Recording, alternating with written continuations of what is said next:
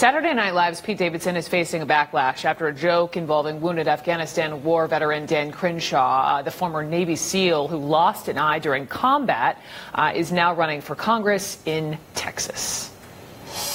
This guy's kind of cool, Dan Crenshaw. Oh, come on, man. Hold on. You may be surprised to hear he's a congressional candidate from Texas and not a hitman in a porno movie. I'm sorry, I know he lost his eye in war or whatever. Whatever. Yeah. All right. CNN spoke with Crenshaw about the joke, and he wasn't laughing. Well, you know, the first part of that skit was just strange. I don't know what kind of programs that he's watching. The second part, I think, is when it just became dark. And listen, as we have thick skin, but as veterans, it's hard for us to understand why war wounds would elicit such raucous laughter from an audience. And you know, so I think they should have I think that they should have rethought that joke a little bit, if you could even call it a joke. Davidson's SNL co-star Kenan Thompson, whose dad is a Vietnam War veteran, said this morning that he doesn't think Davidson was trying to target veterans, but did agree that the joke went too far and definitely missed the mark. So, with me now, Iraq War Army veteran Paul Rieckhoff. He's the founder and executive director of the IAVA, that's the Iraq and Afghanistan Veterans of America, which is the nation's first and largest organization for Iraq and Afghanistan veterans. So, Paul, always a pleasure, and thank you so much for everything you do. But listen, on this Pete Davidson thing, a lot of people and a lot of veterans jumped all over him for this, and you're actually saying, hang on, don't go too hard on him, and I wanted to know why. Well, first off, it was terrible. It's unacceptable, it was stupid, and it's unfunny. I think the question now is, you know, can we move forward past this and use it as a teaching moment? And as we do that, I think, like anything happening in America right now, if we can bring the temperature down and add some light, that could be a good thing. I think that's what Dan Crenshaw did. He took the high road. He's trying to move things forward. He's offered solutions. And I think that's what we have to do, especially a couple days after the election. Pete Davidson should know better. He sadly lost his own father on 9/11. He was a firefighter who was killed at Ground Zero when Davidson was 7 years old.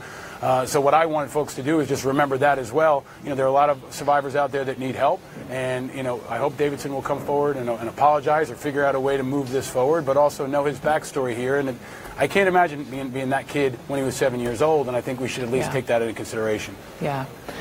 Looking ahead, Paul, to tomorrow in the election, there are 156 veterans, 156 on the ballot, up and down across the country tomorrow. And I know you point out that there's all this talk about a potential blue wave, but you wanted to come on and talk about a camouflage wave. What did you want to say?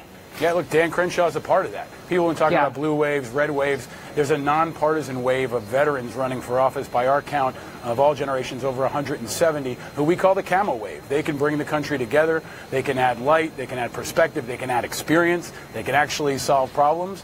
And we've seen them bringing people together from all political backgrounds. And I think that's an important good news story coming out of the election. We don't know how many will win, but enough, suffice to say it's going to be a number of them. And hopefully they can attack the tone in Washington and move us forward as a nation. Important to remember, too, Brooke, a couple days after the election is going to be Veterans Day. That's a time we can actually bring everybody together, no matter who wins the election, and come together as Americans. I think that's an important message for everybody to consider as well. Yeah, you know, speaking of veterans, I was just talking to Barbara Starr over at the Pentagon about Mayor Taylor and Major Taylor, who was just killed in Afghanistan, you know, dad of 7 kids, and also with him another service member was injured. And I think it bears reminding everyone that there are still 14,000 American troops in Afghanistan right now. Yeah. I mean, we in our community have called it Forgotistan at times, because we feel like folks are over there fighting and dying on a regular basis, and they feel forgotten. So I hope we can bring focus to that. Major Taylor's Facebook post is a clarion call. It should be a conscience call for all Americans. When we're in tough times, veterans in our military can be like a conscience. They can remind us what's right. They can remind us about American values. And I think they can remind us the importance of voting. So we've been telling folks it's Veterans Month all month long, and the most important thing you can do to support veterans and support our democracy is go out and vote. And there are a lot of vets out there you can also vote for, so it's a double impact. Paul Rieckhoff, always